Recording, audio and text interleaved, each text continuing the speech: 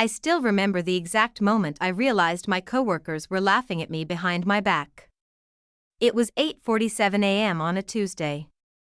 I know because I checked my phone right after I froze outside the break room door, my hand hovering above the handle as I heard my name mixed with muffled laughter. Did you see what Jenny's wearing today? Another thrift store special. I swear that cardigan has seen at least 3 administrations. More laughter. God, how hard is it to invest in some decent clothes when you work at Pinnacle? It's embarrassing. She looks like she's here to clean the bathrooms, not sit in on client meetings. That was Melissa, our marketing director, whose Louboutins probably cost more than my monthly rent.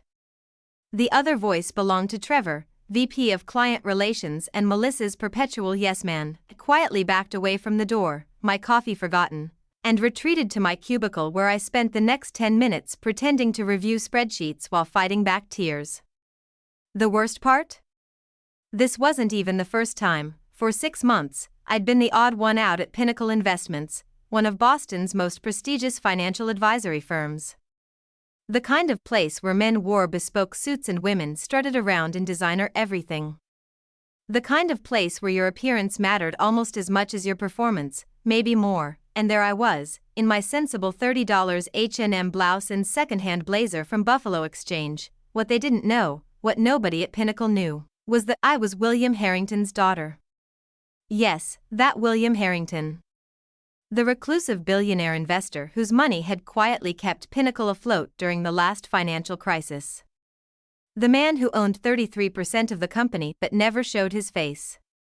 The man who had insisted his daughter learn the business from the ground up, with no special treatment and absolutely no disclosure of our connection.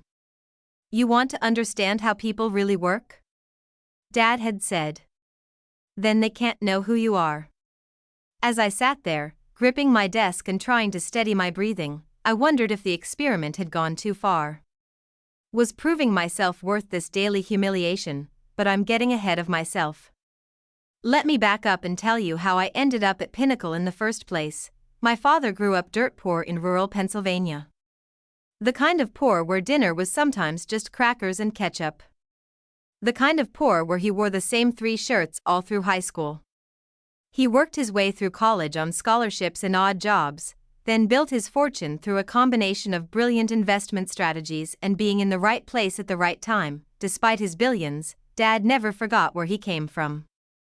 He wore the same watch for 20 years. He drove sensible cars. And he raised me to value substance over appearance. Money talks, but wealth whispers, he always said. I grew up comfortable but not extravagant. I went to public school. I worked summer jobs.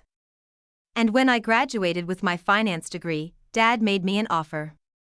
You want to join the family business? Fine. But you're going to learn it from the bottom up. I have a position for you at Pinnacle. Nobody there knows you're my daughter. You'll get the job on your own merits, earn promotions on your own merits, and experience the real workplace, not the sanitized version people show the boss's kid. I thought it was brilliant. Romantic even. Like an episode of Undercover Boss but in reverse. I'd prove myself on my own merits, then one day reveal my identity to everyone's shock and awe. Reality turned out to be a lot less glamorous. Pinnacle Investments occupied the top 8 floors of a sleek downtown tower. Floor-to-ceiling windows offered panoramic views of Boston Harbor. The reception area featured marble floors, abstract art worth more than a suburban house, and the kind of silence that made you aware of your own breathing. My first day, the receptionist, a woman with perfect hair and a perfect smile, looked me up and down with barely concealed disdain. You're the new analyst, she asked, as if there had clearly been some mistake. Dressed professionally, black pants, white blouse, navy blazer, but everything was off-brand or second-hand, following Dad's instructions to live on my entry-level salary alone. Jenny Harris, I said, extending my hand. I used my mother's maiden name as part of our cover, and so began my education in corporate hierarchy, where what you wore, where you vacationed, and which schools you attended determined your place in the pecking order more than your actual abilities. The work itself was challenging but rewarding. I had a natural aptitude for financial analysis, and I genuinely enjoyed diving into company reports and market projections. My direct supervisor, Brian, was fair and acknowledged my contributions. But the broader culture at Pinnacle was toxic in ways I'd never imagined. The firm operated like a high school cafeteria. The popular kids, those from wealthy backgrounds with Ivy League degrees, clustered together, went to happy hours at expensive bars, and talked about their Hamptons weekends. Then there was everyone else, tolerated but never truly accepted. I quickly found myself in the latter category, despite performing well. I couldn't join impromptu dinners at restaurants where appetizers cost $30. I didn't have anecdotes about summers in Europe or winter breaks in Aspen. And my wardrobe, while professional, clearly lacked the designer labels that served as social currency. "Where did you summer growing up?" asked Melissa during my second week, her eyes narrowing as she sipped her latte. "My family has a place in Vermont," I said, which was technically true. Dad owned a modest cabin in the Green Mountains where we'd spend a few weeks each year hiking and fishing.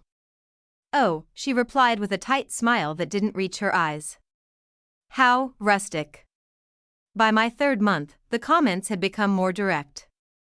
"You know, first impressions matter in this business," Trevor told me after a client meeting where I'd presented my analysis. "You might want to consider investing in your appearance. Our clients expect a certain standard." I'd nodded and thanked him for the feedback, while inside I was seething. My analysis had been spot on. The client had specifically complimented my insights. Yet all Trevor could focus on was my lack of designer labels. The irony was suffocating. Dad could buy and sell everyone in that building 100 times over. I could have walked in wearing Chanel from head to toe if I'd wanted to. But that wasn't the point of this exercise, and I was determined to see it through. So I gritted my teeth and focused on the work, telling myself it would all be worth it in the end. I was good at my job, really good. My performance reviews were stellar. Clients appreciated my thorough analysis and clear explanations. If I could just focus on that, I could rise above the petty snobbery, but humans are social creatures, and constant rejection wears you down. Each snide comment, each happy hour invitation that mysteriously never reached me, each whispered joke, they all took their toll, which brings me back to that Tuesday morning. Standing outside the break room while my coworkers mocked my wardrobe, returned to my desk and opened my email, trying to focus on the day's tasks. A new message from the CEO's office caught my attention, an all-hands meeting scheduled for Friday afternoon. Subject: important company announcement. 3 days. I had 3 more days of this. Because what my colleagues didn't know was that Friday's announcement would reveal a major restructuring of Pinnacle's ownership. My father was increasing his stake to 51%, becoming the majority shareholder. And as part of the deal, he'd negotiated a position for me on the executive team, a position earned through my performance, not nepotism. The plan had always been for me to work anonymously for 6 months, then step into a management role once Dad took controlling interest. He wanted me to experience the company culture honestly before we started changing it. Those 6 months were now almost up, and I had certainly experienced the culture. Just then, my phone vibrated with a text from Dad. "Still on for dinner tonight?" We met weekly at a small Italian place in the North End, the kind of unassuming restaurant that served amazing food but would never attract the Pinnacle crowd who chased trendy hotspots. "Rough day?" Dad asked as I slid into the booth across from him. At 65, he still had the same energy and sharp eyes that had helped him build his fortune, though his once dark hair was now silver. I detailed the break room incident, then sighed. Maybe this whole experiment was a mistake. Dad took a sip of his water, considering. "Do you believe you've learned something valuable?"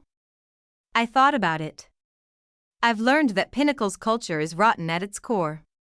Success there has less to do with performance than with pedigree and appearances.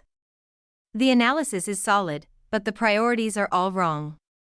And would you have understood that so deeply if you'd walked in as William Harrington's daughter? I shook my head. No. Everyone would have treated me differently. "So the experiment worked," he said simply. "Now the question is, What are you going to do with what you've learned? I pushed my pasta around my plate. I've been thinking about that. When the announcement happens on Friday, I don't want to just take my new position and move on. These people, especially Melissa and Trevor, they've been cruel not just to me but to others who don't fit their narrow definition of pinnacle material.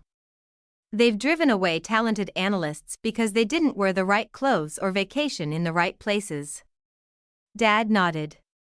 So what do you propose? A slow smile spread across my face. I think it's time for Pinnacle to learn what really matters in business. And I have just the lesson in mind. The next 2 days were excruciating. Knowing what was coming made each snide comment, each exclusionary gesture that much harder to bear. But I maintained my composure, even when Melissa accidentally spilled coffee on my skirt or when Trevor loudly wondered how I afforded my apartment on my salary. The answer: it was a perfectly normal apartment in Somerville that my salary could indeed cover, not the luxury downtown condos they all seemed to think were the only acceptable housing options. Friday morning, I dressed with particular care. Not in designer clothes, that would have defeated the purpose, but in a well-tailored navy suit I'd found at a consignment shop. Professional, appropriate, but definitely not expensive enough for Pinnacle standards. The all-hands meeting was scheduled for 3 p.m. in the main conference room. By 2:45, people were filing in, buzzing with speculation about the announcement. Probably more layoffs, muttered one analyst. I heard they're being acquired, whispered another. Melissa and Trevor sat together near the front, as always positioning themselves to be noticed by the executives. I took a seat in the middle of the room, my heart pounding so loudly I was sure others could hear it. At precisely 3 p.m., CEO Richard Townsend strode in, followed by the rest of the executive team and a man most of them had never seen in person. My father, Rich, did the introductions. Many of you know William Harrington by reputation, though he rarely makes public appearances. Mr. Harrington has been a significant investor in Pinnacle for the past decade, and today we're announcing that he's increasing his stake to become our majority shareholder. Murmurs rippled through the room. Dad was something of a legend in financial circles, the billionaire who lived modestly and avoided publicity while consistently outperforming flashier investors. As part of this new chapter for Pinnacle, Rich continued, we'll be implementing some structural changes to align with Mr. Harrington's vision for the company. I'll let him explain. Dad stepped forward, looking exactly as he always did, in a good but not ostentatious suit, his only accessory the same stainless steel watch he'd worn for decades. Thank you, Rich. I've been watching Pinnacle from a distance for years, and while I've been impressed with the firm's financial performance, I believe there's room for improvement in how we evaluate and develop talent. I could see confusion on several faces. This wasn't the standard corporate speak they were expecting. To help lead these changes, I'm bringing in someone who has been working among you for the past 6 months, getting an unfiltered view of Pinnacle's culture and operations. All eyes darted around the room, trying to identify this mystery observer. Jenny, Dad said, turning to me with a warm smile, would you join us up here? The room went deadly silent as I stood and walked to the front. I could feel every gaze following me, confusion turning to shock as I took my place beside my father. I'd like to introduce Jennifer Harrington, my daughter and your new Chief Culture Officer. The silence that followed was absolute. I looked out at the sea of faces, some confused, some calculating, and a few, like Melissa and Trevor, rapidly cycling through shock, disbelief, and horror as the implications sank in. Dad continued, Jenny has been working as an analyst since January, experiencing Pinnacle as an entry-level employee without the influence of our family name. Her observations will be instrumental as we reshape the company culture to prioritize substance over appearance and performance over pedigree. I stepped forward then, my voice steady despite my racing heart. Thank you, Dad. And thank you, Rich, for supporting this unusual arrangement. I turned to face my colleagues directly. For 6 months, I've had the unique opportunity to experience Pinnacle from the ground up. I've seen extraordinary talent and dedication in many of you. I've also witnessed behaviors that undermine our collective success, exclusionary practices, judgment based on superficial factors, and a culture that often values the appearance of success over actual achievement. My eyes found Melissa and Trevor, both now pale and rigid in their seats. As Chief Culture Officer, my first initiative will be a comprehensive review of our hiring, promotion, and compensation practices to ensure they reward actual performance rather than conformity to an arbitrary social standard. Melissa raised her hand, her composure partially recovered. Jennifer, that's an interesting perspective. But surely you understand that in a client-facing business like ours, appearances do matter. Our clients expect a certain caliber of representation. I smiled. That's a common misconception, Melissa. In fact, I've been participating in client meetings for months, and not once has a client complained about my off-the-rack clothing. They have, however, repeatedly praised my thorough analysis and clear communication. Trevor jumped in. With all due respect, the culture at Pinnacle has produced excellent results for years. If it's not broken, why fix it? Excellent financial results, I corrected, but poor human results. Our turnover rate among junior staff is twice the industry average. Exit interviews consistently cite the exclusionary culture as a primary reason for leaving. We're hemorrhaging talent because people don't feel valued for their work, only for their pedigree or wardrobe. Dad stepped forward again. In business, as in life, how you treat people matters. Not just those you think are important, but everyone. At Pinnacle, we've excelled at managing money but failed at managing our most valuable asset, our people. That changes today. He nodded to Rich, who took over again to outline the rest of the structural changes. As the meeting continued, I could see people processing what had just happened, recalculating their positions in light of this new information. Several of my fellow analysts, those who had always been kind regardless of my apparent background, caught my eye with subtle nods or smiles. Others looked uncomfortable, no doubt mentally reviewing every interaction they'd had with me over the past 6 months. As for Melissa and Trevor, they sat rigid and ashen-faced through the remainder of the meeting, avoiding eye contact with everyone. The fallout was immediate.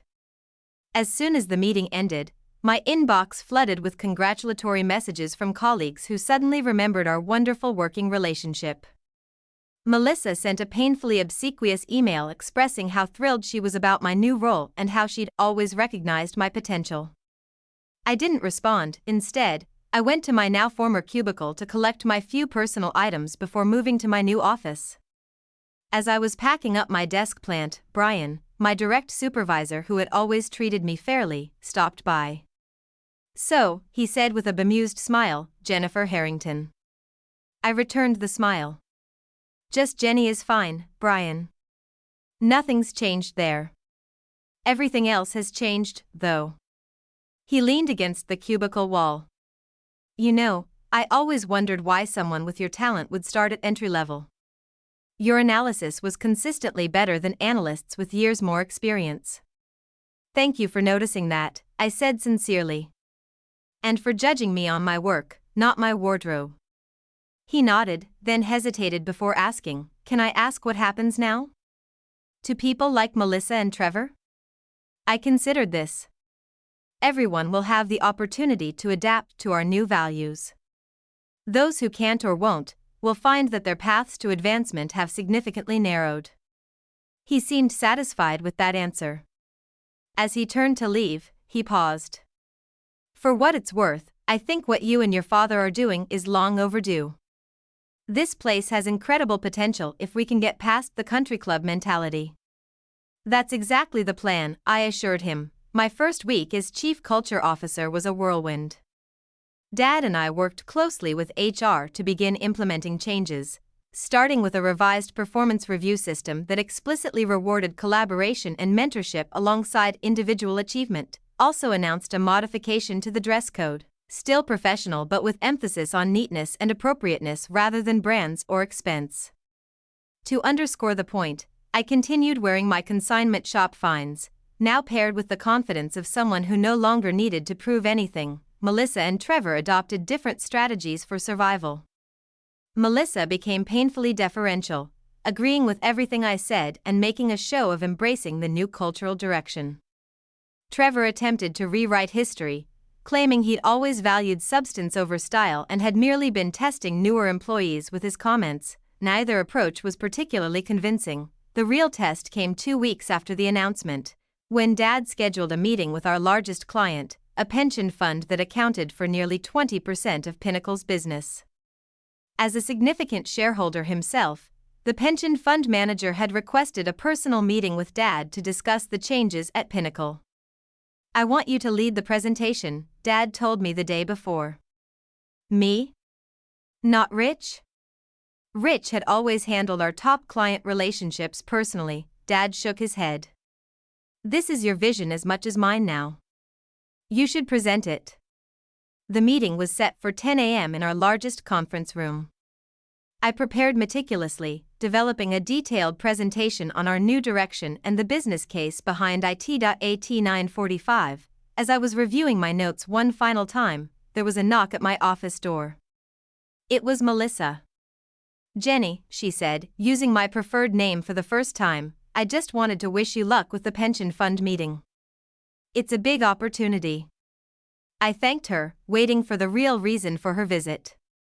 "Also," she continued, "I was wondering if you'd consider letting me assist with the presentation.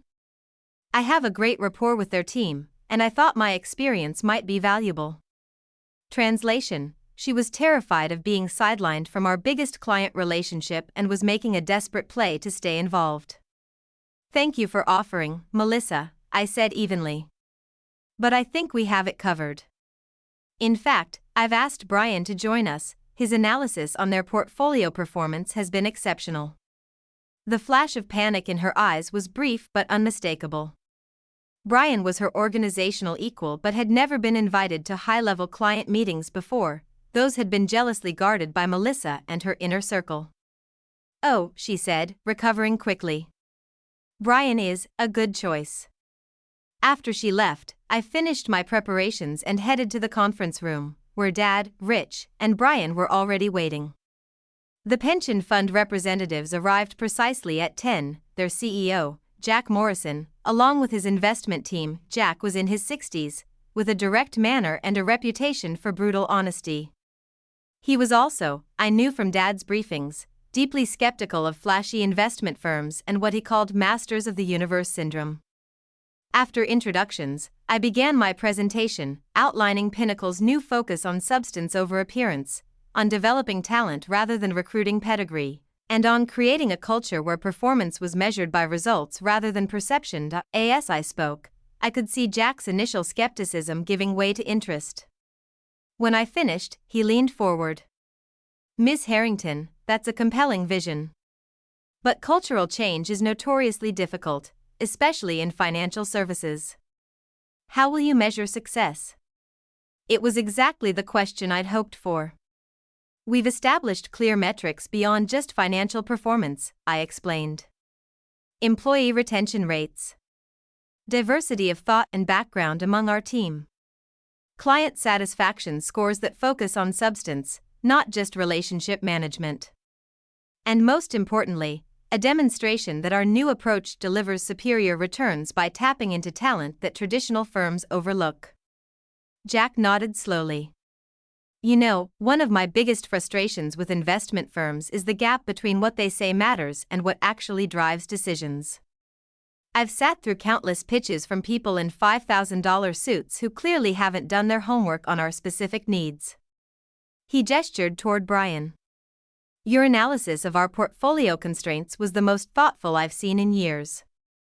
It reflected an actual understanding of our obligations to pensioners, not just generic growth targets." Brian looked both pleased and surprised. He hadn't realized Jack had read his analysis. "That's exactly the kind of substance we're prioritizing," I agreed. "The financial world is full of people who look the part but can't deliver the results. We're building a firm that reverses that equation."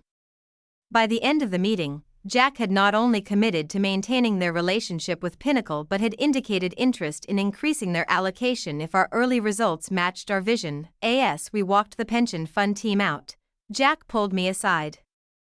Your father told me about your 6-month experiment, he said quietly. Brave move. Most people born into privilege never bother to understand how the other half experiences the world. I was surprised Dad had shared that detail. It was educational, I admitted. Jack chuckled. I bet. For what it's worth, I think you've identified the Achilles heel of the entire industry. Style over substance is a losing strategy in the long run. He handed me his card with his direct number written on the back. Keep me updated on your progress. I have a feeling Pinnacle is about to become a very interesting case study. Over the next few months, we implemented sweeping changes. The dress code relaxation was just the beginning. We revamped our recruiting to focus less on elite schools and more on demonstrated aptitude. We created mentoring programs that paired experienced staff with new hires from non-traditional backgrounds. We explicitly rewarded collaboration over competition. Not everyone adapted. Trevor resigned after receiving a performance improvement plan that focused on his actual contributions rather than his client schmoozing. Several others from the old guard followed suit, unable or unwilling to adjust to a world where their social capital no longer trumped actual performance. Melissa, surprisingly, stayed and slowly began to transform. After an initially rocky period and a brutally honest performance review from me, she seemed to genuinely embrace the new direction. Her marketing skills were actually exceptional when she focused on substance, and eventually she became one of our most vocal advocates for the cultural shift. I never realized how much energy I was wasting on appearances, she admitted to me one day, months after the change. It's actually liberating to just focus on the work. As for me, I gradually found my footing as a leader. The transition from anonymous analyst to executive hadn't been seamless. Some resented my rapid rise, others were too eager to curry favor. But over time, I established my own leadership style that emphasized both performance and humanity. Dad, true to form, remained largely in the background, offering guidance when asked but letting me chart my own course. You've earned this, he told me. Not because you're my daughter, but because you had the courage to experience Pinnacle at its worst and the vision to make it better.